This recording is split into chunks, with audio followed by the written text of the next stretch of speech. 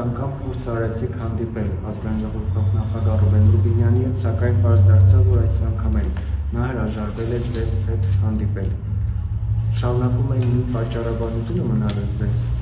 Ոչ թե ինձ, այլ ես տեղեկացվել եմ ազգային ժողովի զանգեցին, ասացին, որ պարոն Ռուբինյանը հարկ չի համարում ընդունելության արժանացնել միայն ինձ, այսինքն այլ քաղաքացիների հետ հայտարարված ընդունելությունը կայանում է, ինքը փաստորեն ողջ առողջ է, իր հետ ոչինչ չի պատահել, չնայած վերջին հարցազրույցները, բայց ինքը իր վիճակի է ընդունելություն կազմակերպել, բայց ինձ ընդունելության չի արժանացնում, այսինքն պարոն Ռուբինյանը 5-րդ անգամ իրականացնում է նույն հանցագործությունը, որը նկարագրված է Քերական օրենսգրքի 203 հոդվածում, այն է խտրական վերաբերմունք քաղաքացու նկատմամբ պայմանավորված նրա քաղաքական հայացքներում։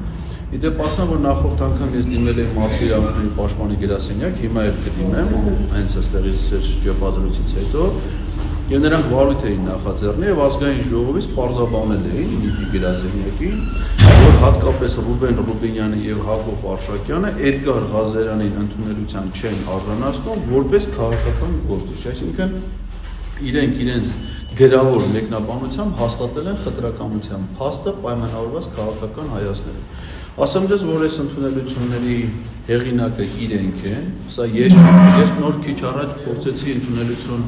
խնդրեմ ազգային ժողովի նախագահին, հիմա այդ հեռախոսը չի պատասխանում, չգիտեմ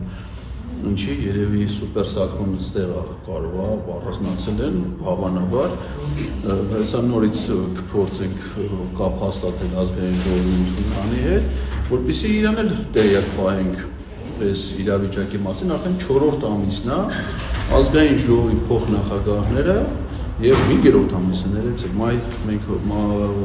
մայիս ամսից ենք սկսել այս գործընթացը, 5-րդ անգամ արդեն ընդունելության չեն արժանացնում, ցուցաբերում խտրական վեր, հիմա մարդը կարող է տեղյակ չի։